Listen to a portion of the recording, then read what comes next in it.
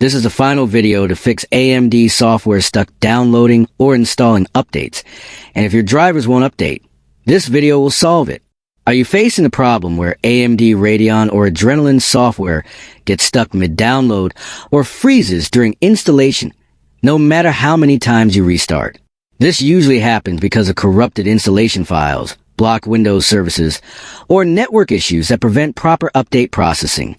Most solutions you see on YouTube or social media are long, confusing, and full of steps that are hard to follow and often fail.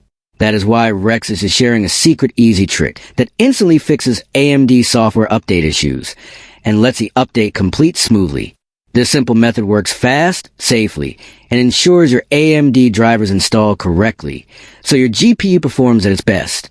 If you want a full step-by-step tutorial showing exactly how to fix AMD software stuck updating, comment below and tell Rexus, and you can finally update your AMD drivers without errors.